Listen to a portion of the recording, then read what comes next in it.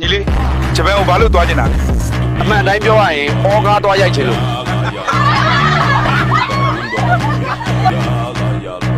Meu piru tá vindo aí, lá ya, lá ya, lá ya. Meu piru tá vindo aí.